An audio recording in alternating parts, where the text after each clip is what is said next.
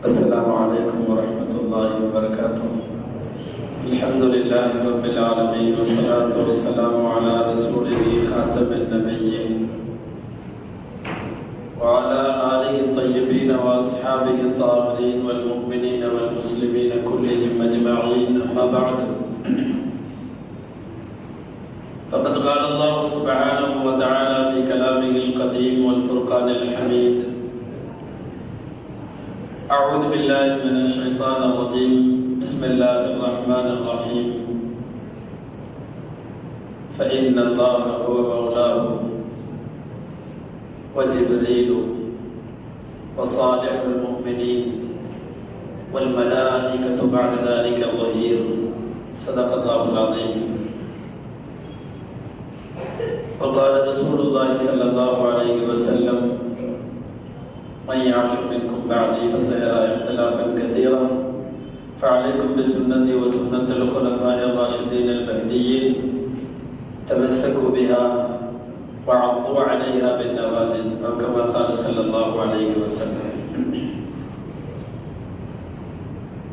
எல்லா புகழும் அல்லாஹ் ஜல்ல ஷானஹு தஆலா ஒருவனுக்கே உரித்தாகுக. அருமைநாயகம் முஹம்மது ரசூலுல்லாஹ் ஸல்லல்லாஹு அலைஹி வஸல்லம் அவர்கள் மீதும் அவர்களின் சத்திய வழியை பின்பற்றி வாழ்ந்த சஹாபாக்கள், தாபிஈன்கள், தபஅ தாபிஈன்கள், அப்தாபுகள், அவுலியாக்கள், சுஹதாக்கள், சாலிஹீன்கள், நாதாக்கள், பெரியோர்கள், நல்லோர்கள் நம் அனைவர் மீதும் அல்லாஹ்வின் அன்பும் அருளும் என்றென்றும் நிறைவாக உண்டாவதாக. ஆமீன். கண்ணியத்திற்குரிய புனிதமான இந்த அவைக்கு தலைமையேற்றிருக்கக்கூடிய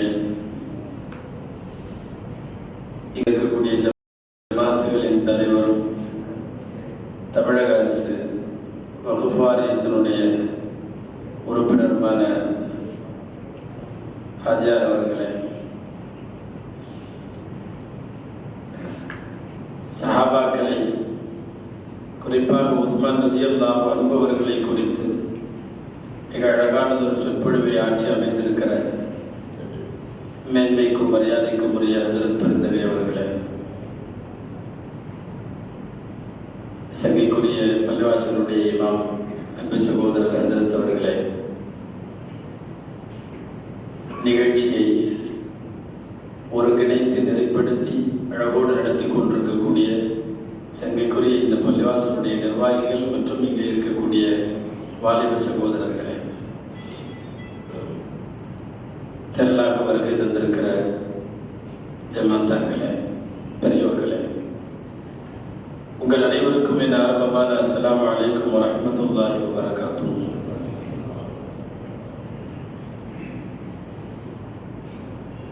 நீண்ட நெடுங்காலமாக இந்த மண்ணில்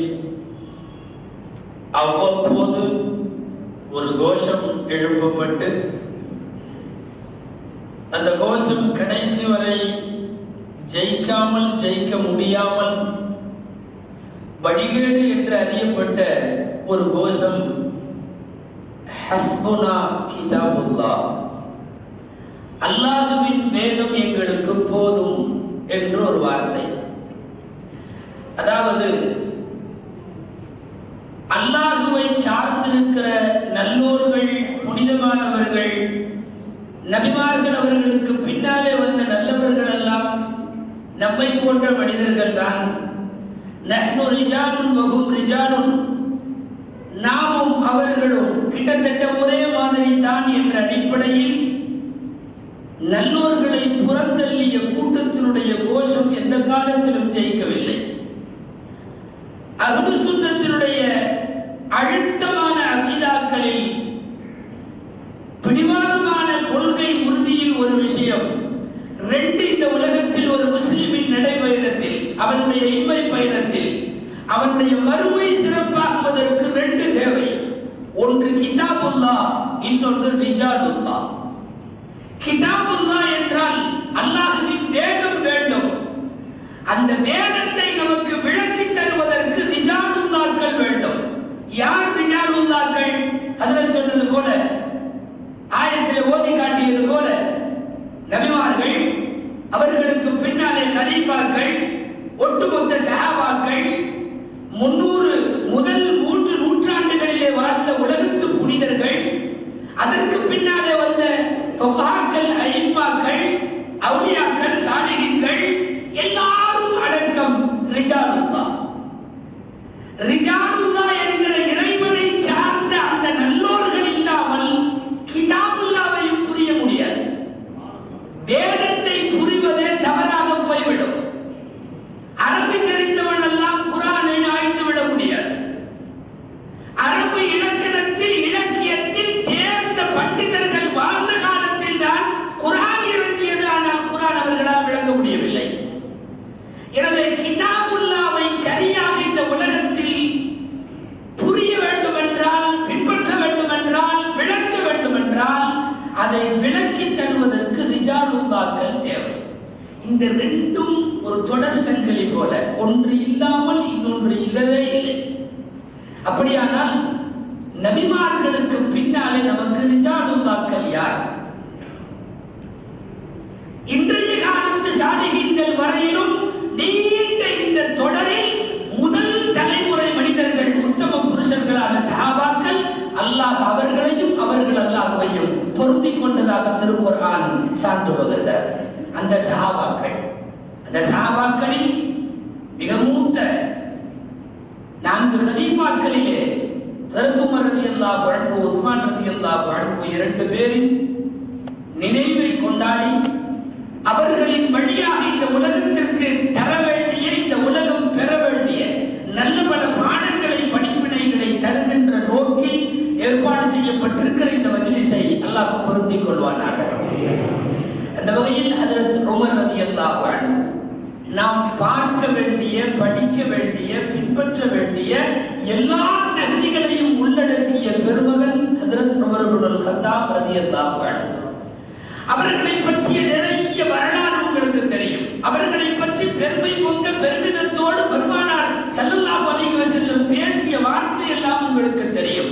இருந்தாலும் சரித்திரத்தின் சில ஓரங்களை மாத்திரம் சொல்லி, நிகழ்காலத்திலே இது போன்ற சஹாபாக்களை மறுப்பதினால் ஏற்படும் விபரீதங்களை பற்றியும், அதனால் ஏற்படும் பெரும் விளைவுகளை பற்றியும் கொஞ்சம் நாம் யோசிக்கவும் சிந்திக்கவும் அல்லாஹ் இந்த சபையினை ஆக்கித்தர வேண்டும் என்ற பிரார்த்தனையோடு நான் ஹஜ்ரத் உமர் ரலியல்லாஹு அன்ஹு அவர்கள் தந்த அவர்கள் வாழ்க்கையின் பாடத்திற்குள்ளே நாம் நுழைகிறோம். இஸ்லாமிற்கு சட்ட ரீதியான அங்கீகாரமும் பயமில்லாத ஒரு பப்ளிக் இஸ்லாமும் உமர் ரலியல்லாஹு அன்ஹுவின் வருகைக்கு பிறகுதானே சாத்தியமானது.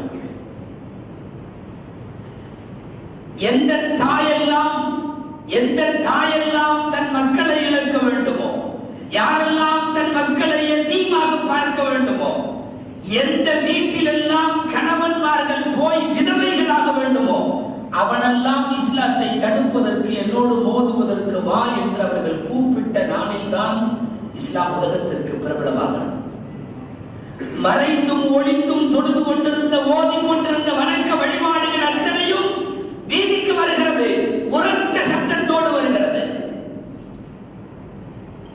நபிகள் நாயகம் ஸல்லல்லாஹு அலைஹி வஸல்லத்தினுடைய ஒரு ஹதீஸ், இன்னல்லாஹ யுபாஹி பின்னாசி யௌம அரஃபா வ பி உமர் இப்னுல் கத்தாப் ஹாஸா.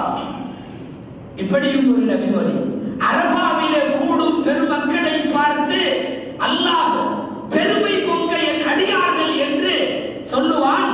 அது பொதுவாக மக்களை பார்த்து, தனியாக உமரை பார்த்து இவர் எனது அடியான் என்று அல்லாஹ் பெருமை பொங்க பாராட்டுகிறார்.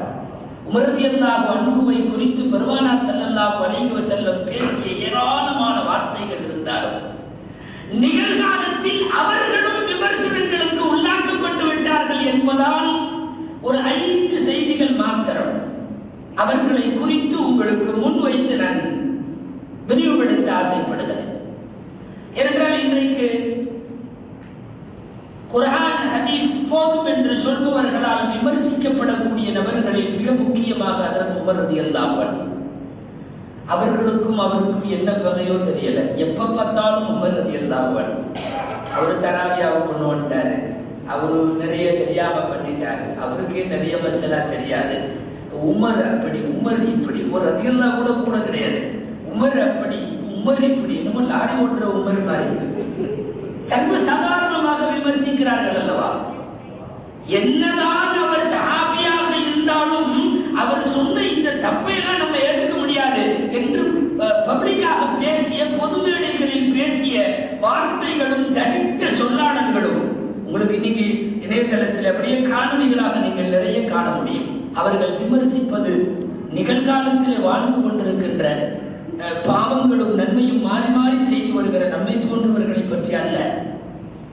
பாவங்களுக்கு அப்பாற்பட்ட கிட்டத்தட்ட சுவனத்திற்கான நுழைவு சீட்டு தரப்பட்ட இவருடைய நாவில் உண்மை பேசுகிறது என்றும், இவருடைய நாவில் அல்லாஹ் பேசுகிறான் என்றும், இவருடைய நாவில் உண்மையை அல்லாஹ் வைத்து விட்டான் என்றும், இவர் பேசுவதெல்லாம் வஹியாகி போகிறது என்றும் நபிகள் ஸல்லல்லாஹு அலைஹி வஸல்லம் வியந்து பாராட்டிய ஒருவரைத்தான் தப்பு தாளங்கள் நிறைய செய்திருக்கிறார் என்று குற்றம் சாட்டுகிறார்.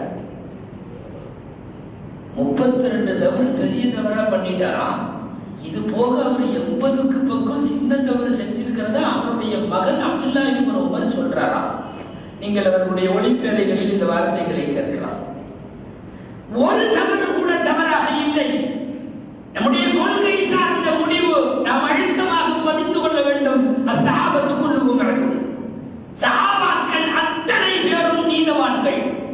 அவர்களுக்கு இடையிலே கருத்து வேறுபாடு இருக்கலாம், அரசியல் இருக்கலாம், அவர்களுக்கு இடையிலே கருத்துக்களில் ஒருவருக்கொருவர் வேறு மாதிரி கூட சொல்லலாம். அத்தனை பேரும் நீதவான்கள். அவர்கள் அத்தனை பேரும் பரிசுத்தமானவர்கள். முதல் தலைமுறையினர் அல்லாஹ்வுடைய முழு பொருத்தமும் பெற்றவர்கள் என்கிற நம்பிக்கையோடுதான் சஹாபாக்களை நாம் அணுக வேண்டும். முதல்ல உமர் ரலியல்லாஹு அன்ஹு சஹீஹுல் புகாரிலே இருக்கிறது. இமாம் புகாரி கிதாபுல் இல்ம் என்று சொல்லி கல்வி என்கிற தலைப்புக்கு கீழ் சுமார் 102 ஹதீஸ்களை பதிவு செய்கிறார்கள்.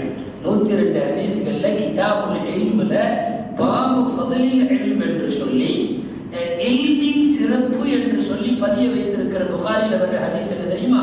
நபி ஸல்லல்லாஹு அலைஹி வஸல்லம் சொல்லுகிறார்கள், சஹாபாக்கள் நான் கனவு கண்டேன். கனவில் என்னுடைய கை விரலிலே இருந்து, என்னுடைய நகக்கண்களிலே இருந்து சுனை வெளிப்படுகிறது, பால் வெளிப்படுகிறது. நான் அதை உமருக்கு தருகிறேன். இப்படி ஒரு கனவு கண்டேன். காலூபமா அவ்வல் தஹு யா ரசூலல்லாஹ். சஹாபாக்கள் கேட்டார்கள், இந்த கனவுக்கு என்ன விளக்கம்னு சொல்றீங்க? ஸல்லல்லாஹு அலைஹி வஸல்லம் சொன்னார்கள், அல்ல இல்மு, கல்வி என்னிடமிருந்து என் நகக்கண்ணிலே இருந்து வெளிவருகின்ற அனைத்து கல்விகளையும் நான் எனக்கு பின் உமருக்கு தருகிறேன் என்று அர்த்தம். சஹாபாக்களிலேயே பேசப்பட்ட பிரபலமான வார்த்தை. ஒட்டுமொத்த மனித சமுதாயத்தின் கல்வியும் ஹஜ்ரத் உமர் ரலியல்லாஹு அன்ஹுவின் கல்வியும் எடை போடப்பட்டால் அவர்களின் கல்வி மிகைக்கும். ஒட்டுமொத்த உலக மனித சமுதாயத்தினுடைய கல்வி பின்னாலே போய்விடும். இவ்வளவு பெரிய நபரை தான் தவறு செய்து விட்டார் என்று, அவர் 20 ரக்காத் ஆக்கி விட்டார் என்று, அவர்கள் காலத்தில் கொண்டு வந்த ஏராளமான சீர்திருத்தங்களை தவறாக பேசி, இவர்களை பொறுத்தவரை தெருவிலே போபவர் வருபவர்கள் கருத்துக்கள் எல்லாம் கூட முக்கியத்துவம் பெற்றுவிடும். ஆனால் சஹாபாக்கள் என்று வருகிற போது ஏற்படுகிற அலர்ஜி அந்த காலத்தில் இருந்து இருக்கு. இவங்க இன்னைக்கு மட்டும் இல்லை, சஹாபாக்களை பார்த்து நஹ்னுரிஜாலும் வஹுரிஜாலும், அவங்களும் மனிதர்கள் தான் நாமும் மனிதர்கள் தான் என்று சொன்ன கூட்டம், அதனுடைய வம்சம் இன்றைக்கு வரை. குறிப்பாக தமிழகத்தில் இந்த பிரிவு என்றால் உலகம் முழுக்க சஹாபாக்களினுடைய கருத்தை இப்படி விமர்சிப்பவர்களை நாம் வஹாபிகள் என்று அடிக்கடி சொல்லுகிறோம். பொதுவாக இது போன்ற கருத்துக்களுக்கு ரோல் மாடல்கள் பார்த்தீங்கன்னா அவங்களுக்கு 2 பேர். ஒன்று முஹம்மது பின் அப்துல் வஹாப் நஜ்தி, வஹாபிசத்தினுடைய தலைவர். இன்னொன்று இப்னு தைமியா அவர்கள். அரபு நாடு தூக்கி பிடித்து கொண்டாடுகிற 2 பேரும் ஆளுங்கள், இவங்க 2 பேர் மட்டும்தான். ஆனால் இவர்கள் 2 பேரும் சஹாபாக்களை பின்பற்ற வேண்டியது இல்லை என்ற முழக்கத்திற்கு சொந்தக்காரர்கள். இவங்க 2 பேருக்கு வழியில தான் இன்னைக்கு உள்ள இந்த அண்ணன்கள் வரைக்கும் அத்தனை பேரும் வர்றான். அப்துல் வஹாப் நஜ்தியிலே தொடங்கி, இப்னு தைமியாவிலே தொடங்கி, மரணித்து போனதற்கு பிறகு நபிமார்களானாலும் நல்லோர்களானாலும்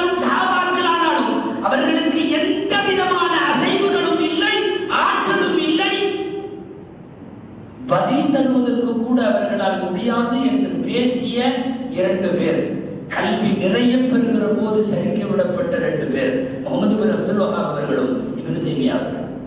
அல்லாமா இப்னு தய்மியா என்று சொல்லி இன்றைக்கு சவுதி தூக்கி வைத்துக் கொண்டாடினாலும் கூட, நிறைய அறிவாற்றல் எல்லாம் அவருக்கு இருந்தாலும் கூட, அவைகளை எல்லாம் நாம் ஒத்துக்கொள்ளுகிற அதே நேரம் சருக்கள் பெரிய சருக்களாகி சஹாபாக்கள் விஷயத்தில், சஹாபாக்கள் அவர்களுடைய மறைவுக்கு பின்னால், அதே போல நபிமார்கள் அவர்கள் மறைவுக்கு பின்னால் மிக கேவலமாக கையிலே கைத்தறி ஒன்றை வைத்திருக்கிற முகமது பின் அப்துல் வஹாப் மரணித்து விட்டவர்கள், அது நபிமார்களானாலும் சரி நல்லோர்களானாலும் சரி, இந்த அசாங்குச்சிக்கு இருக்கிற உரம் கூட, பவர் கூட அந்த மையத்திற்கு இல்லை.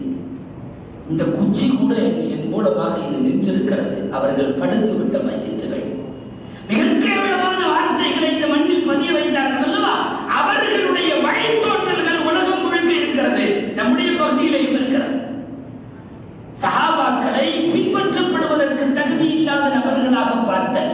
அருமைநாயகம் ஸல்லல்லாஹு அலைஹி வஸல்லமின் சுன்னத்தை நீங்கள் சஹாபாக்களை பார்த்துத்தான் பின்பற்ற முடியும்.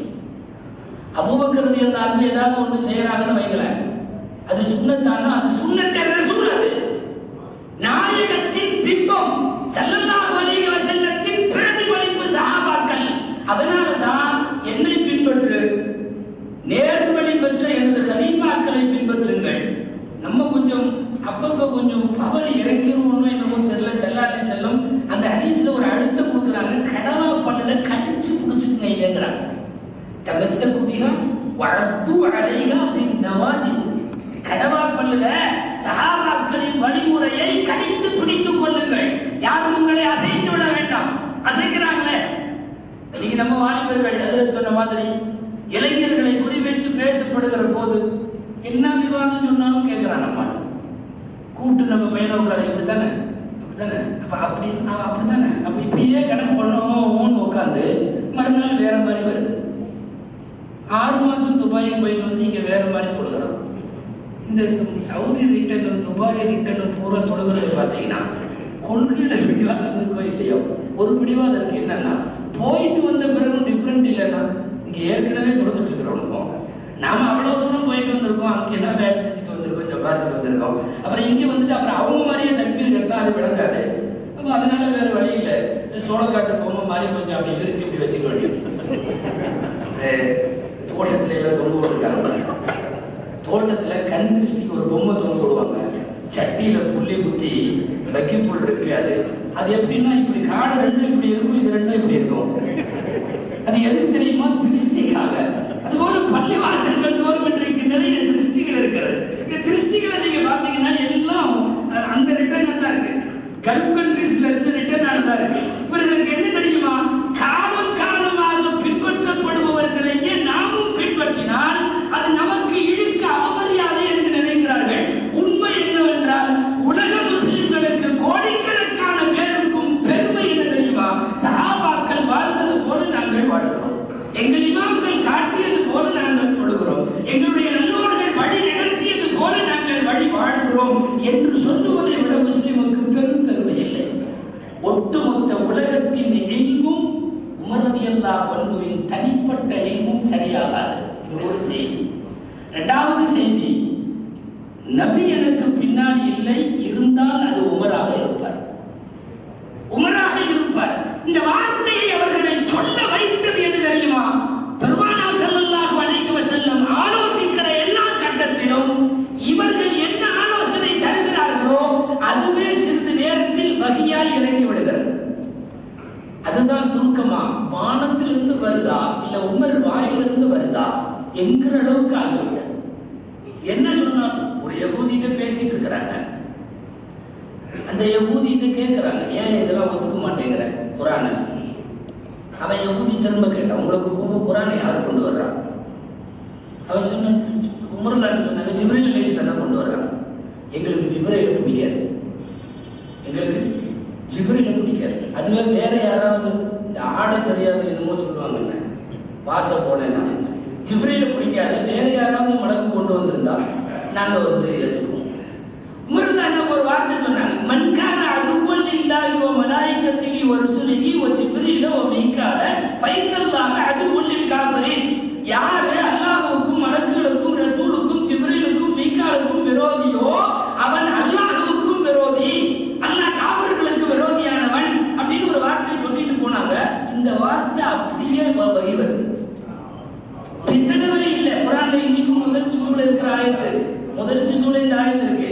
இந்த ஆயத்து ஓதப்பட்ட சில நிமிடங்களில் ஒரு சில அமர்வுகளிலேயே வகையாக வருகிற போது ஹஜ்ரத் உமர் ரலியல்லாஹு அன்ஹு வாய் திறந்த அதே வார்த்தை கிட்டத்தட்ட முவாஃபகாத்து உமர் என்று சொல்லி வகையும் உமர் ரலியல்லாஹு அன்ஹுவும் ஒத்துப்போனது தனி நூலாக தொகுக்கப்படுகிற அளவுக்கு நிறைய இருக்கிறது.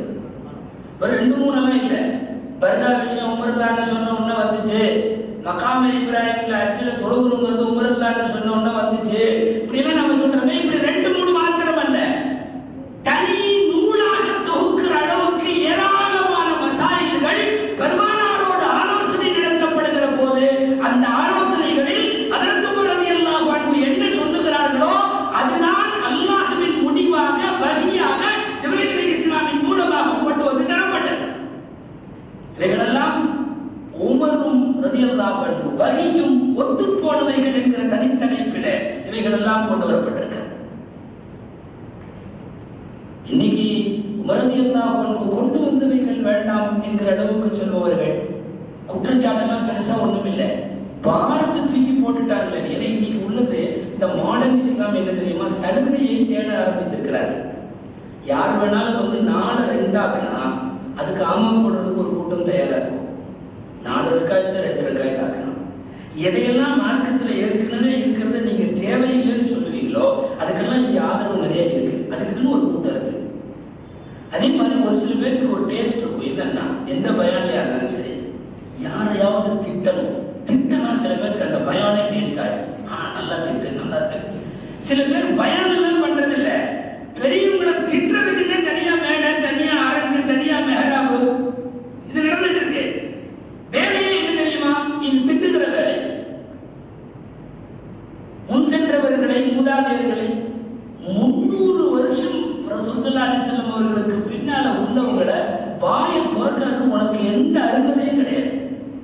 நுபுவத்துடைய நாட்கள கைருல் குருன்னு பேசிட்டாங்க, சிறந்த காலம் அப்படின்ட்டாங்க. அவ்வளவுதான், அதோட முடிச்சுக்கணும். நீ அதுக்கப்புறம் எதுவுமே பேச முடியாது.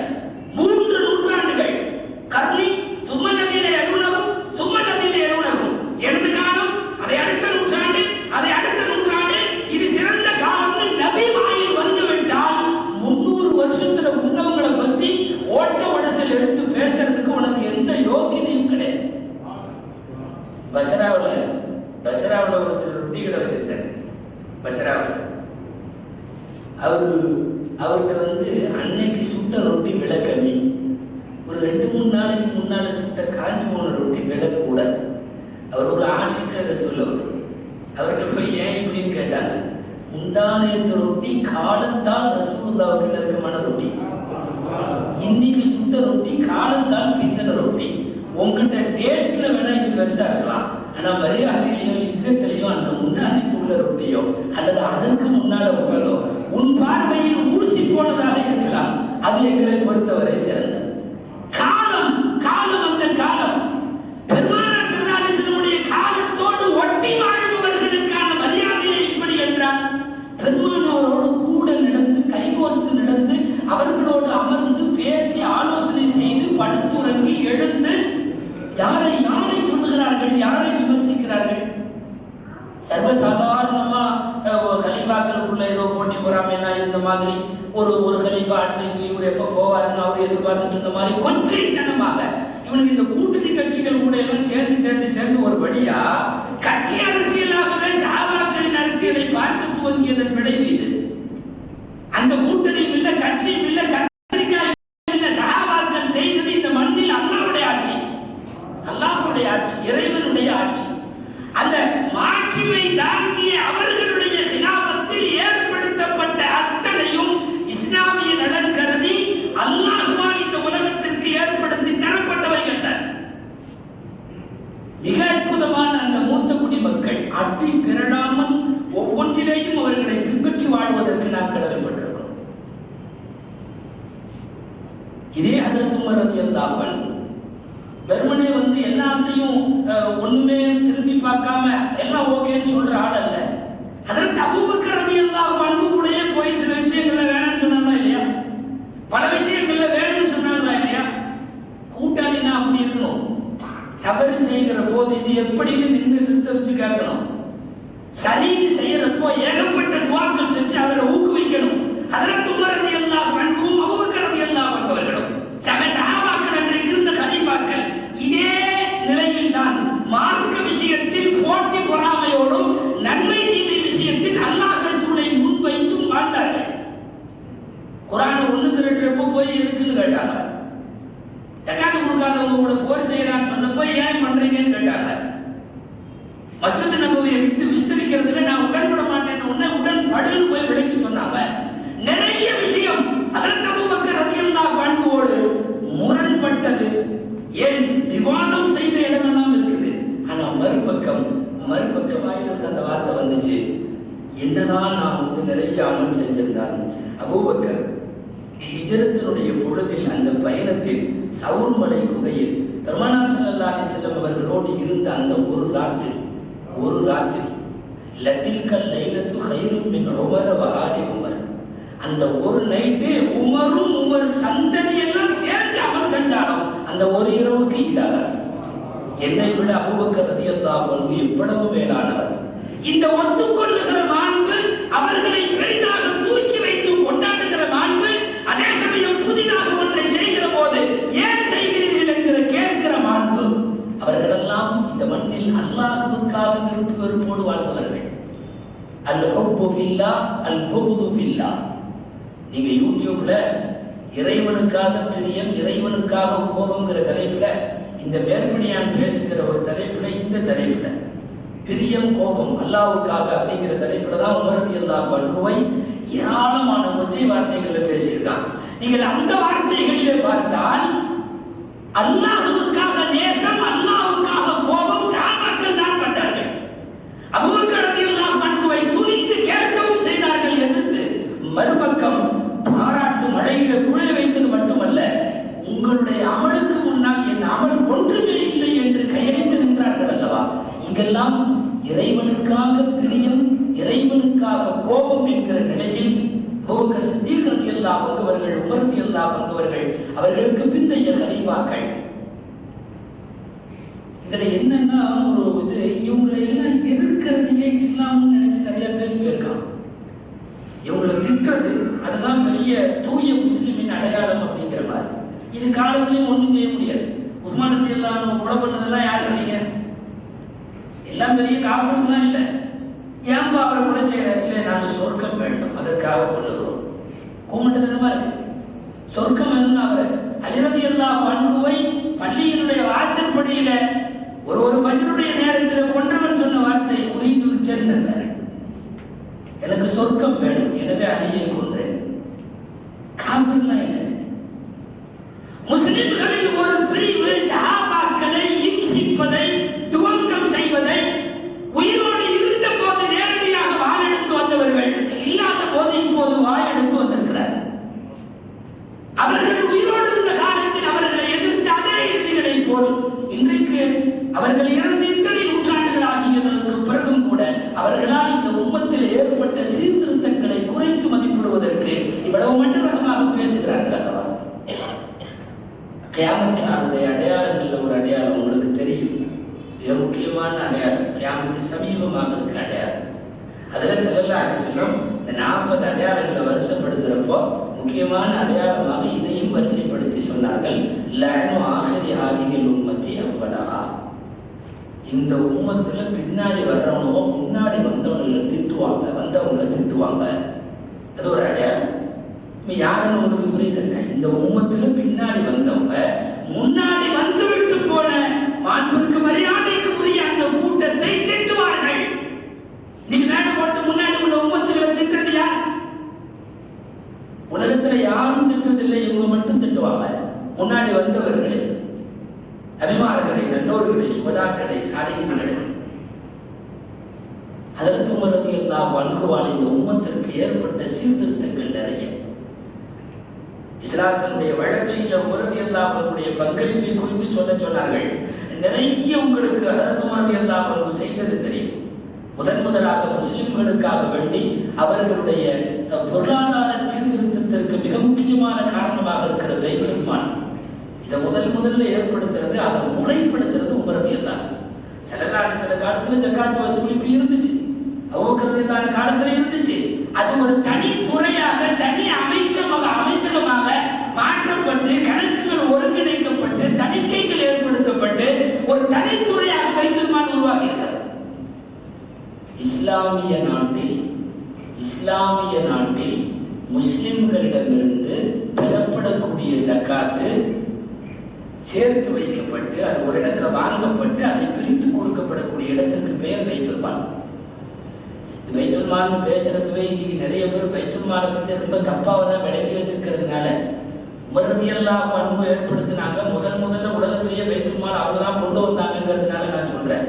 பைத்துல் மால் அப்படிங்கிறது இஸ்லாமிய நாடுகள்ல தான். இந்த நம்ம ஊர்ல பைத்துல் மால் தான் வச்சிருக்கிறோம். இது பொது சேவை அமைப்பு, அவ்வளவுதான், சேவை நிறுவனம். இஸ்லாமிய ஆட்சியில் இருக்கிற பைத்துல் மாலுக்குள்ள பவர் பள்ளிவாசல்கள் உள்ள பைத்துல் மால் கிடையாது. இன்றைக்குள்ள பைத்துல் மால் இருக்கு. இந்த நிறைய நம்ம சமுதாயத்திலேயே சில சமுதாய மேடைகள்ல தாழ்வான சில பேர்லாம் போய் பேசிட்டு இருக்காங்க. உங்க ஜகாத்தை எல்லாம் சொந்தக்காரர்கள் கூட கொடுக்காதீங்க, பள்ளிவாசல் பைத்துல் மாலை கொண்டு கொடுங்கன்னு. தப்பு. முதல்ல சொந்தக்காரர்கள் தான் கொடுக்கணும். நீ எதுக்கு பள்ளிவாசல் பைத்துல் மாலை கொண்டு கொடுக்குற? உன் அக்கா ஏழையா இருக்கு, தங்கச்சி ஏழையா இருக்கு, உன் பக்கத்து வீட்டுக்காரர் ஏழையா இருக்கான், கொண்டு ஒரு பள்ளிவாசல் பைத்துல் மாலை கொடுக்குறதுன்னா மிக தவறாக. குறிப்பாக தமிழகத்தில் புரிந்து கொள்ளப்பட்டிருக்கக்கூடிய வசாயங்கள்ல ஒண்ணு இந்த பைத்துல் மால். நான் நீ அதுக்குள்ள போன இது வேற மாதிரி போயிடும், அது ஒரு அரசியலா போயிடும். பைத்துல் மால் என்பது உருவாக்கப்பட்டது, அது முறைப்படுத்தப்பட்டது ஹஜ்ரத் உமர் ரலியல்லாஹு அன்ஹுடைய காலத்தில். அதற்கு பிறகுதான் பரவிக் கொண்டிருந்த இஸ்லாமினுடைய அற்புதமான அந்த பரவல், அழைப்பு, வேகமான பிரச்சாரம், இதுவெல்லாம் முறைப்படுத்தப்பட்ட பைத்துல் மாலுக்கு பின்னால் ஏற்படுத்தப்பட்டது. பைத்துல் மால் போலவே உமர் ரலியல்லாஹு அன்ஹு ஏற்படுத்திய சீர்திருத்தங்கள் ஒன்று பைத்துல் குரபா. யாராவது வெளியூர்காரங்க, அவங்க இவங்க வழிபோக்கர்கள் யார் வந்தாலும் தங்கிறதுக்கு சத்திரம் அதுவரையும் முறைப்படுத்தப்பட்டு இல்லை. ஒவ்வொரு ஊர்லையும் அரசாங்கத்தினுடைய வசதிகளோடு இருக்கும். இந்த அரசினர் விருந்தினர் மாளிகைன்னு போடுறாங்கல்ல எல்லா ஊர்லயும், அதுல நாம யாரும் போய் தங்க விட முடியாது. பைத்துல் குரபா அப்படிங்கிறது அது அரசினர் விருந்தினர் இல்லம். யாருக்கு தெரியுமா? வழிபோக்கர்கள், வெளியூர்காரர்கள், தேவை உடையவர்கள் யார் வேணாலும் வந்து தங்கலாம். விருந்தாளிகளாக அவர்கள் அரசு விருந்தாளிகள். இன்னைக்கு வேற ஏதாவது பதவி போஸ்ட் இருந்தவங்க மட்டும்தான் இங்க இருக்கிற அரசினர் விருந்தினர்கள் தங்க முடியும். ஸல்லல்லாஹு அலைஹி உமர் ரலியல்லாஹு அன்ஹு இரவு நேரம் ரோந்து வந்தாங்க. ரோந்து வந்து அந்த பைத்துல் குரபாவுக்கு கிடக்கிறப்போ அந்த இடத்துல பார்த்தா ஒரு ஆளு குத்த வச்சு அடுத்துட்டு உட்காந்துருக்கான். ஒரு ஆளு அறவழி இருக்கிற ஆளு. நான் சொல்லும் போதே அதையும் சொல்லிடுறேன். முதலாக நகர்வளம் வந்து மக்கள் குறைகளை அறிந்து கொண்டு அமல் செய்தல் அப்படிங்கிற நடைமுறையும் உமர்தான் ஏற்படுத்துறதுதான். அதை கிட்டத்தட்ட சட்ட ரீதியை போல ஆக்கிட்டாங்க. அதுக்கப்புறம் அப்படியே வரிசையா வந்துட்டு இருக்கிறப்ப குத்த வச்சு உட்காந்து ஒரு ஆள் அழுதுட்டு இருக்காரு. போய் பார்த்தா பக்கத்துல அவங்க மனைவி பிரசவம், நிறைமாத கர்ப்பிணி, இன்னும் கொஞ்ச நேரத்துல குழந்தை பிறக்கிற மாதிரி சூழ்நிலை. உமர் ரலியல்லாஹு அன்ஹு மார்க்கெஸ்ல வந்திருக்கிறாங்க. போய் கேட்டாங்க, ஏப்பா என்ன? இல்ல மனைவி எப்படி இருக்கு. சரி, நீ யாரு, எங்கிருந்து வர்ற? ஏதோ விசாரிக்கிறாங்க. உனக்கு அதெல்லாம் ஒன்றும் தேவையில்லை போன்ட்டார் அவர். அவருக்கு தெரியல யார் விசாரிக்கிறாங்க. நிலைமையை புரிந்து கொண்டு விறுவிறுன்னு வந்தாங்க. வீட்டிலே அவர்களின் மனைவி உம்மு குல்சூம் ரலியல்லாஹு அன்ஹா. உம்மு குல்சூம் ரலியல்லாஹு அன்ஹா அப்ப மனைவி அவங்கள்ட்ட நேரா வந்து கேட்டாங்க, ஹல்லகி மின் ரஹ்பத்தின் ஸாகல்லாஹு இலைகி. அல்லாஹ் உனக்கு ஒரு நல்ல காரியம் பண்றதுக்கு ஒரு வாய்ப்பு கொடுத்துருக்கான், நீ அந்த வேலை செய்யறதுக்கு தயாரா இருக்கியா அப்படின்னு கேட்டாங்க. ஆமா, ரெடியா இருக்கேன், நல்ல காரியம் தான் ரெடியா இருக்கேன். அப்படின்னா ஒரு பிரசவத்துக்கு தேவையான இந்த பழைய துணி அது இதெல்லாம், ஒரு பிரசவம் பார்க்கிற மருத்துவச்சிக்கு உள்ள அந்த இதையெல்லாம் எடுத்துக்கோ அப்படின்னு சொல்லிட்டு, உணவு சமைக்கிறதுக்கு விறகு கட்ட அது இது சாமான் எல்லாத்தையும் இவங்க எடுத்துக்கிட்டு கணவன் மனைவி கிளம்பிட்டாங்க. மனைவி எங்க என்னன்னு கேட்கல, நேரா போனாங்க. பார்த்தா பிரசவம் உள்ள அந்த பெண்ணை அழைத்து கொண்டு போய் ஒண்ணு இவங்கெல்லாம் விருந்தினர் மாளிகைக்கு வந்த விருந்தினர்லாம் இல்ல, யாரோ வழிபோக்கன். ஹஜ்ரத் உமர் ரலியல்லாஹு அன்ஹுடைய ஹிலாஃபத்தில் தெற்கோடியில படுத்திருக்கிற பிளாட்ஃபார்ம் வாசியும் கூட சிறப்பு விருந்தினர் தான்.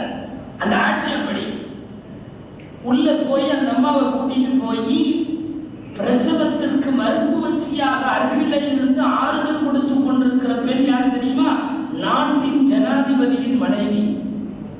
நாட்டின் ஜனாதிபதி. இந்த காலத்துல அதுக்கு படிச்சவங்களை கூட நைட்ல கூப்பிட்டா வரமாட்டாங்க. அதுக்கு படிச்சவங்களை கூட ஜனாதிபதியின் மனைவி பிரசவம் பார்க்கிறார். இனி முன்னாடி குத்த வச்சு உட்கார்ந்துருக்கிற இந்த அப்பாவிக்கு இந்த வந்திருக்கிற 2 பேர் யாருன்னு தெரியல. சரி, ஏதோ நல்ல மனுஷனுங்க. ஒரு ஓரமா போய் விறக மூட்டி அடுப்பை மூட்டி விட்டு சட்டியை வச்சு சமைக்க தொடங்கிட்டார். குத்த வச்சு உட்கார்ந்து இருக்கிறவனுடைய பார்வையில இது ஏதோ ஒரு சமையல்காரன். ஆனா நாட்டினுடைய ஜனாதிபதி இவனுக்கு ரொட்டி சுடுகிறார். யாருக்கு? இவனுக்கு. கொஞ்ச நேரத்துல சத்தம் வந்துருச்சு. தெரியாம அந்த உள்ள இருந்து உப்பு கொடுத்து அம்மா ரலியல்லாஹு அன்ஹா அவங்க சத்தம் போட்டாங்க. யா அமீரல் முஃமினீன் பஷீர் சாஹிபக பில் குலாம். ஆம்பளை பையன் பிறந்திருக்குன்னு சொல்லியிருக்க அமீருல் முஃமினீன் ஏன்ட்டாங்க. அமீருல் முஃமினீன் ஒரு குதி எந்திரிச்சாண்டாங்க. நீ என்ன நடக்குதுங்க நீங்கன்னா ஆமா அமீருல் முஃமினீன் உமர் இப்னுல் கத்தாப்.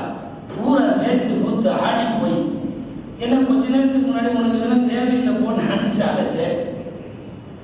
நாட்டினுடைய ஜனாதிபதி அடுப்பு மூட்டி நெருப்பெடுத்து ரொட்டி சமைத்து கொடுப்பதும் ஜனாதிபதியின் மனைவி பிரசவம் பார்ப்பதும் நீதமான ஆட்சி அல்ல, அல்லாஹ்வின் ஆட்சி நடைபெறுகிற பூமியில் மட்டும்தான் இதுவெல்லாம் சாத்தியம். நகர்வடம் வருவதை, அப்படி வந்து மக்கள் குறை கேட்பதை, அதற்கு தோதுமாக வைத்திருக்கிறவா என்று சத்திரம் ஏற்படுத்தி அவர்கள் தங்குவதற்கு ஆவண செய்வதை இத்தனையும் செய்த பொற்கால ஆட்சி ஹஜ்ரத் உமர் ரலியல்லாஹு அன்ஹுடைய இஸ்லாமிய வளர்ச்சிக்கு ஹஜ்ரத் உமர் ரலியல்லாஹு அன்ஹுடைய பங்களிப்பை ஒவ்வொரு துரும்பிலும் நாம் யோசிக்க வேண்டும். வெறுமனே மசாயில்கள் மாத்திரமல்ல, நிர்வாக சீர்திருத்தம், ஆட்சி முறை, சமூக புனரமைப்பு, எல்லாவற்றிலையும் ஒரு 10 வருஷம் ஆண்டு முடிச்சு இறக்கும் போது இஸ்லாமிய ஆட்சிக்கான இலக்கணங்கள் முழுமையாக எழுதப்பட்டு விட்ட திருப்தியோடு அவர்கள் இறங்கினார்கள். எத்தனை பேர் படையில இருந்தாங்களோ அவங்களுக்கெல்லாம் நன்று. படையில முடிஞ்ச வரைக்கும் வீரர்களை மட்டும் சேர்த்த வேணாம், ஆப்சாக்களை அதிகமா சேர்த்துக்க.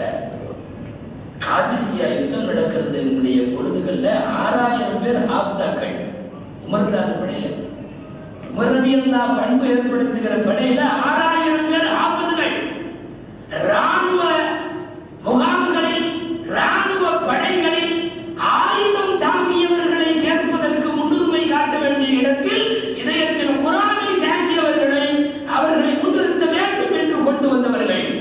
ஆட்சி முறையிலே ஏராளமான சாதனைகளில் இவைகளெல்லாம் மிக முக்கியமான சாதனைகளாக அடங்கும். இபாதத்துகளிலேயும் உச்சகட்டம்.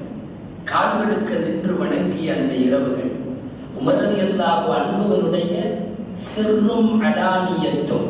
உஸ்மான் ரலியல்லாஹு அன்ஹுடைய வார்த்தை இது. என்ன? உமர் ரலியல்லாஹு அன்ஹுவின் வெளி வாழ்க்கையை விடவும் அந்தரங்க வாழ்க்கை தக்வாவுடையது. ஏற்கனவே வெளி வாழ்க்கையின் தக்வாவையே நம்மால புரிய முடியல. மரத்துக்கு கீழே படுத்திருக்கிற ஜனாதிபதியை எங்க போய் பார்க்க? சமையல் சமைச்சிட்டு இருக்கிற ஜனாதிபதியை எங்க போய் பார்க்க? கிழிந்த சட்டையோடு ஆட்சி நடத்துகிற ஜனாதிபதியை எங்க போய் பார்க்க? 2 ஆடைக்கு மெம்பர்ல இருந்து பதில் சொன்ன ஜனாதிபதியை, மக்கள் கேள்வியை எதிர்கொண்ட ஜனாதிபதியை எங்க போய் பார்க்க? வெளிப்புற வாழ்க்கையை பார்த்து வியந்து வியப்பின் பிடிப்பில் இருக்கிறது உலகம். ஆனால் உஸ்மான் ரலியல்லாஹு அன்ஹு சொல்கிறார்கள், வெளிரங்கத்தை விடவும் தக்வாவுடையது அவர்களுடைய அந்தரங்கம். அல்லாஹ்வோடு அவ்வளவு நெருக்கமான தொடர்பு பெற்றவர்கள் உமர் ரலியல்லாஹு அன்ஹு போன்றவர்கள். 10 ஹஜ் தொடர்ந்து ஒவ்வொரு வருஷமும். இன்னைக்கு நிறைய பேர் ஒரு ஹஜ்ஜுக்கு மேல போகாதுன்னு சுத்துறாங்க. என்ன சீர்திருத்த எண்ணத்துல சொன்னாலும் சொல்றதுக்குன்னு ஒரு சில விஷயம் இருக்கு இல்லையா? சில பேர் அதுக்குன்னே பத்திரிகை நடத்துறாங்க தமிழ்நாட்டில், தெரியுமா? நீங்கள் யாரும் ஒரு ஹஜ்ஜுக்கு மேல் போய் தவறான முன்மாதிரியை ஏற்படுத்தி விடாதீர்கள். ஒரு ஹஜ்ஜுக்கு மேல போறது தவறான முன்மாதிரி எழுதுறானே. 10 ஹஜ் கடைசி ஹஜ்ஜின் உமர் ரலியல்லாஹு அன்ஹு வருகிற போது உம்மஹாத்துல் முஃமினீன்களுக்கு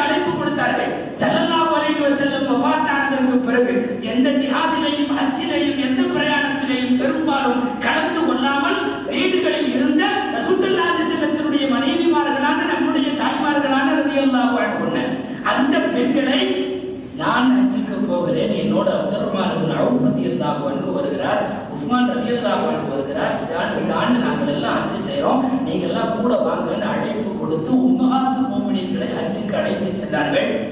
உலமாக்கள் அது 11வது ஹஜ் என்று எழுதுகிறார்கள். ஆக வருஷந்தோறும் ஹஜ்ஜெல்லாம் இஷ்கு சம்பந்தப்பட்டது. உமர் ரலியல்லாஹு அன்ஹு, உஸ்மான் ரலியல்லாஹு அன்ஹு எல்லாம் வாய்க்கு வந்தபடி பேசுறவங்க இன்னைக்கு வரைக்கும் ஹஜ் பண்ணல. நீங்க தெரிஞ்சுக்கணும், இன்னைக்கு வரைக்கும் சில பேர் ஹஜ் பண்ணல. சர்வசாதாரணமா திட்டுறாங்க, இதை பண்ணி போட்டாரு அதை பண்ணி போட்டாருங்க. ஒரு ஹஜ் கூட இன்னும் பண்ணல. ஆனா அதுக்கு காரணம் எக்கச்சக்கமா. அது கமிட்டியில ஊழல் நடக்குது, பிரைவேட்ல இது நடக்குது அது நடக்குது. இவெல்லாம் கியாமத் வரை ஹஜ் போக முடியாது. ஹலீஃபாக்களை நாங்கள் ஹஜ்ஜில் பார்க்கிறோம். ஹஜ் என்பது ஒரு இஷ்குடைய பயணம். ஒரு முறை என்று மட்டுப்படுத்த சொல்ல இந்த உலகத்தில் எவனுக்கும் அதிகாரம் இல்லை. அது அடியானுக்கும் அல்லாஹ்வுக்கும் இருக்கிற காதல் சமாச்சாரம். கஅபத்துல்லாவை காணுவதனுடைய பேராசை அப்படிங்கிறது ஒரு முஸ்லிமின் ரத்தத்தோடு ஊறி போனது. 10 ஹஜ்ஜுகள் புரிந்த ஹஜ்ரத் உமர் இப்னு கத்தாப் ரலியல்லாஹு அன்ஹு உம்மஹாத்துல் முஃமினீன்களோடு போய் ஹஜ்ஜை நிறைவு செய்தார். வாழ்வு முழுக்க அது போன்ற பெருமக்களின் வாழ்வை இந்த உலகம் பார்த்திருக்காது. ஆனா மேடை போட்டு சர்வசாதாரணமா அவரு இவரு அவர் அப்படி பண்ணிட்டாரு இவர் இப்படி பண்ணிட்டாரு சொன்னது உண்மையா இருக்கிறதுனால நம்ம எழுதிக்க முடியுமா இப்படின்னு நாக்குசாமல் பேசுகிறார்கள் அல்லவா. அல்லாஹ் அவர்களின் நாவுகளை அழுகி போகாம பாதுகாக்கணும். கொஞ்சம் அவங்க யோசிக்கணும். தடித்த வார்த்தைகளை உயர்ந்த மனிதர்கள் விஷயத்தில் பேசியவர்களுடைய நாவு கல்பு அழுகி போகும். மதுகபுகளுக்கான நடந்த சமீபத்தில் சிராஜ்மால் கூட்டத்தில் கூட அந்த மதுகபுகள் விஷயத்தில் பேசுகிற போது சொன்னேன், சத்தியமாக சொல்கிறோம், கபரை தோண்டி பாருங்க, இவனுக்கு முகமெல்லாம் கிபிலா பக்கம் இருக்கவே இருக்காது. பெரியவர்களை நல்லோர்களை விமர்சித்து பேசியவர்களினுடைய கபர்களை நீங்க தோண்டி பார்க்கலாம். அடக்கம் பண்ணி அடுத்த நிமிஷமே தோண்டுங்க, முகம் ஆட்டோமேட்டிக்கா கிபிலா பக்கம் இல்லாம திரும்பிடும். நிறைய உலமாக்கள் தங்கள் கிதாபுகளிலே எழுதி தருகிறார்கள், பெரியார்களை நல்லோர்களை விமர்சித்து காணும் தள்ளுபவன், அந்த விமர்சனத்தில் மகிழ்ச்சியும் புலகாங்கிதமும் அடைபவன் நிச்சயமாக இது போன்ற வேதனைகளுக்கு அவர்கள் ஆளாக்கப்படுவார். வாழ்க்கை பூரா என்ன மாதிரி மனுஷர் அவர். ரலியல்லாஹு இஸ்லாத்தில் நுழைகிற போது அவர்களோடு சேர்த்து 40 பேர் ஒபிஹி தம்மத்தில் இருப்பாங்க. அவர்களோடு சேர்த்து 40 பூர்த்தியாகுது. அன்றைக்கு இஸ்லாத்தில் சேர்க்கிற போது வயது 27. அவர்கள் வஃபாத்தாகின்ற வரைக்கும் அவர்களுடைய ஒரு நாள் வாழ்க்கை கூட அல்லாஹ் ரசூலுக்கு மாற்றமாக இருந்தது, கடுகளவும் மாற்றமாக இருந்தது. வஃபாத் அப்படி ஒரு வஃபாத் தொழுது வச்சிட்டு இருக்கிறப்போ அல்லாஹும்ம ர்ஸுக்னி ஷஹாதத்தன் ஃபீ ஸபீலிக வஜஅல் மௌதி ஃபீ பலதி ரசூலிக. 2 துஆ கேட்டாங்க. உன் பாதையில ஷஹீதாகணும், உன்னுடைய ரசூலுடைய ஊர்ல மௌத்தாகணும். எங்கேயாவது வெளியூர் போயிட்டு இருக்கிறப்ப மௌத் வந்துருச்சுன்னா, இப்போ எல்லாம் அட்டாக்குங்கிற பேர்ல போயிட்டு இருக்கிறப்ப அங்கங்க வருதுல்ல, பஸ்ல அங்க இங்க எல்லாம், உன்னுடைய ரசூலுடைய ஊர்ல மௌத்தாகணும். அதே மாதிரி ரசூலுடைய ஊர்ல இல்ல, அவங்க பள்ளியில, அவங்க மெஹராப்ல, அவங்க முஸல்லாவுல நின்று தொழுக வைக்கிறப்ப மௌத்தாகிறாங்க. இது ஷஹீதுடைய மௌத்து. பின்னாடி இருந்து கொன்றவன் முஸ்லிம் அல்ல, அவன் நெருப்பை வணங்கிய மஜூசி. அவன் ரொம்ப நாளா தயார் பண்ணி ஒரு வாழை ரெடி பண்ணி நின்றுட்டான உடைய முன்சத்துல தொட நடுங்குது அவனுக்கு. முதல் ரக்காயத்திலேயே குத்துற பிரயோட தான் வந்தான். முதல் ரக்காயத்துல குத்தல, முதலாவது தொழுக வைக்கிறாங்க. குத்தலான்னு நினைக்கிறான், அவனுக்கு வர மாட்டேங்குது மனசு. யாராவது திடீர்னு தக்பீர் கட்டுறதுக்கு இப்பதான் வந்தவங்க யாராவது பின்னாடி பாஞ்சு அடிச்சிருவாங்களோ, நம்மளே பிடிச்சிருவாங்களோ, எதுக்கு 2வது ரக்காயத்து ஆட்டும் தொழுக ரொம்ப டைட் ஆயிடும். அதுக்கப்புறம் யாரும் தக்பீர் எல்லாம் விட மாட்டாங்க. அப்ப பார்த்துக்கலாம். சரியா 2வது ரக்காயத்து 3 இடங்களில் சரமாரியாக குத்தியவன், 6 இடத்தில காயம் ஏற்படுத்தியவன். அந்த வாள்ல விஷம் தோய்ந்த வாள், தொப்புளுக்கு கீழ் அடி வயிற்றி ஒரு அரை வாக்கு அகல வாக்கில அப்படியே பிளந்து விட்டு வெளியே போனார். முன்சப்பில இருக்கிற அப்துல்லா இப்னு உமர் ரலியல்லாஹு மகன் உடனடியாக தலைப்பாக அவுத்து. தாரீஃப்ல வருது. இந்த தொப்பி தலைப்பாக பேசுறவனெல்லாம் கொஞ்சம் யோசிக்கணும். தலைப்பாகை அவிழ்ந்து அடி வயிற்றிலே ரத்தம் வெளியேறாமல் இருப்பதற்கு இருக்க கட்டுகிறார்கள். இப்னு உமர் ரலியல்லாஹு அன்ஹு சஃப்பு பூரா தொப்பியாவும் தலப்பாவும் தான் இருக்கும். அப்போ நான் அவர்களுக்குள்ள போகல, விஷயத்திற்கு வரலாம். அடிவயிற்றில தலைப்பாகையோடு இருக்க கட்டுகிறார்கள், மயக்கி விடுகிறார்கள். வெளியில வருகிற போது தான் தப்பிப்பதற்காக வேண்டி வரிசையாக வெட்டி கொண்டே வந்தார். அதே பள்ளியில் உமர் ரலியல்லாஹு அன்ஹுவை வெட்டி முடித்து 13 பேரை அதே வாளிலே தாக்கினான். 6 பேர் சம்பவ இடத்திலே இருந்தார்கள் சஹாபாக்கள் ரலியல்லாஹு அன்ஹும். உமர் ரலியல்லாஹு அன்ஹுவின் ரூஹ் போவதற்கு முன்பு அந்த டார்கெட் தான் வந்தது. ஆனா அதுக்கு முன்னால வெட்டப்பட்டவர்கள்ல 6 பேர் சம்பவ இடத்திலேயே மரணம். தொடர்ந்து தன்னை காப்பாற்றிக் கொண்டுவதற்கு வாளை சுழற்றி கொண்டே போகிற போதுதான் விவரமாக ஒரு வேலை பார்த்தார்கள் அப்துல் ரஹ்மான் இப்னு அவுஃப் ரலியல்லாஹு அன்ஹு. இவன் தான் தப்பிக்கிறதுக்காக எல்லாத்தையும் வெட்டிட்டே போனான், வேற வழியே இல்லை. அவர்களுடைய தலைப்பாகையை வரலாறு முழுக்க தலைப்பாகிறதுங்கிறது கொஞ்சம் கவனிச்சுக்கணும். அவர்களுடைய தலைப்பாகையை எடுத்து மூஞ்சியை பொத்தி விட்டான். நம்ம காலேஜ் பசங்க ஒருத்தனை அடிக்கிறதுன்னு முடிவு பண்ணிட்டா போர்வை தூக்கி போட்டுருவான் தெரியுமா, எல்லாம் சேர்ந்து அடிக்கிறதுக்காக. ஒரு துண்டை தூக்கி தலையிலே போட்டதுதான் தாமதம். அதற்கப்புறம் நிலை குலைந்தவன். நீங்கள் குறித்துக் கொள்ள வேண்டும், அல்லாஹ்வின் ஒரு நேசர் உமரை கொன்றுவிட்டு வந்த அந்த வாளால் தன்னைத்தானே குத்திக் கொண்டு உமருக்கு முன்னால் இவன் ரோடு போய்விட்டது. அதற்கு உமர் ரலியல்லாஹு அன்ஹு அதற்கு பிறகு 1.5 நாள் வரை ஹயாத்தோடு இருந்தார்கள் என்று பார்க்கிறோம் அல்லவா. உமர் ரலியல்லாஹு அன்ஹுவை கொன்றவன் நடுப்பள்ளியில வைத்து அவன் வெளியேறுவதற்கு முன்னால் தன்னை காப்பாற்றிக் கொள்ள சிக்கக்கூடாது என்பதற்காக வேண்டி தன்னைத்தானே கொன்று விடுகிறான். அவனுடைய பிரேதம் உமர் ரலியல்லாஹு அன்ஹு கண் விழித்த போது சொன்னது என்ன தெரியுமா? அல்ஹம்துலில்லாஹி அல்லதி ஜஅல மனியதி லம் யஜஅல் மனியதி பியதி ரஜுலின் யதஇல் இஸ்லாம். அல்லாஹ் என் மௌத்த தன்னை முஸ்லிம்னு சொல்லிக்கிற ஒருத்தன் கையில என் மௌத்த வைக்கலே இல்லை. அவனுக்கே எல்லா புகழும். மௌத்தாகிறது காஃபிர் கையில மௌத்தாகணும்னு நினைச்சாங்க. மஜூசி கையில இப்ப மௌத்தா இருக்கிறாங்க. ஷஹீதுல முழுமையான ஷஹீதாக நான் ஆக வேண்டும் அப்படிங்கிற ஆசை. ஒரு சுப்னி ஷஹாதத்தன் ஃபீ சபீலில்லைங்கிற அந்த துஆ, அந்த ஷஹாதத் அவர்களுக்கு கிடைத்தது அல்லாஹ்வுடைய தூதருடைய அந்த முஸல்லா. இன்னைக்கு வரைக்கும் அந்த மதீனாவுடைய மஸ்ஜித் நபவியில இப்ப இருக்கிற சவுதி அரசு எந்த வேலையும் காட்ட முடியாத அந்த உள் பள்ளியில அவர்கள் கொலை செய்யப்பட்ட இடம் இருக்கு. இப்போது தொழ வைப்பதில் இருந்து 2 செஃப்களுக்கு பின்னால சொல்றாங்க. அந்த கீழே இருக்கிற கார்பெட்டை தூக்கி பார்த்தீங்கன்னா அந்த கல்லில் எழுதி இருக்கிறது, ஹாதா மக்தல் உமர் இப்னுல் கத்தாப். இது உமர் ரலியல்லாஹு அன்ஹு கொல்லப்பட்ட இடம். பிறந்ததுல இருந்து இஸ்லாத்துல சேர்ந்ததுல இருந்து வஃபாத்தாகிற வரையும் உச்சகட்டமாக அல்லாஹ்வின் நேசத்தில் வாழ்ந்த பெருமக்களை எல்லாம் அவர்களின் வரலாற்றை நினைத்து பார்ப்பது மட்டுமல்ல, அவர்களை எதிர்த்து பேசுகிற வாய்களை, அவர்களுடைய எந்த தகவல்களையும் கொஞ்சம் கூட மாறாமல் அவர்களை புறந்தள்ள வேண்டும். இந்த சஹாபாக்களை மேம்படுத்த வேண்டும், அவர்களை போன்று பின்பற்ற வேண்டும் என்கிற ஆசை வர வேண்டும். அடங்கருக்கு கூட தான் ஆட்சியில இருக்குங்கிறதுனால அந்த 1.5 நாள் உயிரோடு இருந்த நேரத்துல எனக்கு அந்த கபரு ஏற்பாடு பண்ணுன்னு சொல்லல. ஆயிஷா மாட்ட போய் கேட்க சொன்னாங்க. போய் கேட்டார் இப்னு உமர் ரலியல்லாஹு அன்ஹு, எங்க தகப்பனாரு இந்த மாதிரி சீரியஸா இருக்கிறாங்க, அவங்க அங்க அடங்கலாம்னு நினைக்கிறாங்க ஸல்லல்லாஹு அலைஹி வஸல்லத்துக்கு பக்கத்துல.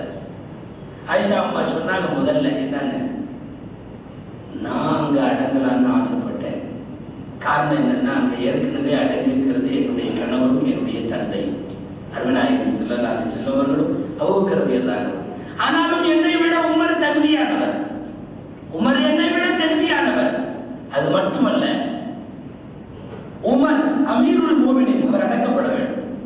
நீங்க உமர் ரலியல்லாஹு அன்ஹுடைய பர்சனல் லைஃபினுடைய தூய்மையை கூட பார்க்கணும். இப்ப இப்னு உமர் சொல்றாங்க, நான் கேட்டுட்டேன் ஆயிஷா மாட்டேன், ஆயிஷா அம்மா உங்களுக்கு அங்க அடங்குறதுக்கு அனுமதி கொடுத்துட்டாங்க அப்படின்னு சொன்ன உடனே உமர் ரலியல்லாஹு அன்ஹு திரும்ப சொல்றாங்க, இப்ப வரைக்கும் நான் தான் கலீஃபா, அமீருல் மோமினின். அதனால நான் கேட்டு அனுப்புறதுனால அவங்க ஒரு வேலை ஜனாதிபதி உத்தரவுன்னு மாட்டேன்னு சொல்லியிருக்கலாம். எதுக்கும் என் ரூஹ் போன பிறகு ஒரு தடவை கேட்கும். அதே போல என்ன நடந்தது தெரியுமா? இப்னு அப்பாஸ் ரலியல்லாஹு அன்ஹு அவர்களும் அப்துல்லா இப்னு உமர் ரலியல்லாஹு அன்ஹு அவர்களும் இவங்க ரெண்டு பேருமா சேர்ந்து போய் கேட்கிறாங்க. ரூ அடங்கியதற்கு பின்னால் இரண்டாவது தடவையாக வஃபாத் ஆகிட்டாங்க, நாங்க அங்க அடக்கிக்கிறோம். ஐஷாவை சொன்னாங்க, இல்லை நான் முதல்ல சொன்ன அதே பதில் தான், நீங்கள் தாராளமாக அடக்கம் செய்யுங்கள், அங்கே அடங்குவதற்கு உமர் ரலியல்லாஹு அன்ஹு தகுதியானவர்கள். நான் இங்கே இன்னொன்றும் சொல்ல ஆசைப்படுகிறேன். ஒரு சபையில் ஆயிஷா அம்மா இல்லாத ஒரு சபையில் ஸல்லல்லாஹு அலைஹி வஸல்லம் இதற்கு விளக்கமும் சொல்லியிருக்கிறார்கள். இது உமர் ரலியல்லாஹு அன்ஹு அங்கே அடக்கப்பட வேண்டும் என்கிற விருப்பம் முன்னாலே தெரிவிக்கப்பட்டிருக்கிறது. ஆயிஷா அம்மாவும் சும்மா ஒத்துக்கல. ஏற்கனவே ரசூலுல்லாஹ் அது சம்பந்தமா ஒரு சிக்னல் காட்டியிருந்தாங்க. சிக்னல் உமர்னு பேர் சொல்லல.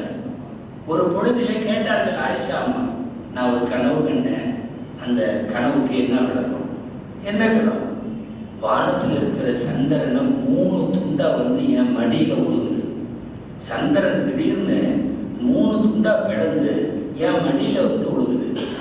ஸல்லல்லாஹு அலைஹி வஸல்லம் சொன்னாங்க, உன் மடியில உழுகுதுங்கிறதுக்கு அர்த்தம் உன் வீட்டுல உலகில் சிறந்த 3 பேர் அடக்கமாகுவார்கள். உலகில் சிறந்த மடியில் வந்து நிலா விழுந்தது, நிலா துண்டு விழுந்தது என்பதற்கு அர்த்தம் உலகத்தின் உயர்ந்த துண்டுகள் 3 பேர் உன் மடி என்றால் உன் வீட்டிலே அடங்குவார்கள். உலகத்தின் உயர்ந்த 3 மனிதர்கள் என்று சொல்லப்படக்கூடிய பெருமக்களை எல்லாம் கூட இந்த தாந்தோன்றிகள் மேடைகளில் விமர்சிக்க ஆரம்பிக்கிறார்கள், அவர்களை தரக்குறைவாக பேச ஆரம்பிக்கிறார்கள் என்றால் இந்த காலத்தில் வாழுவதற்காக சமயங்களில் வைக்கப்பட வேண்டியது இருக்கு.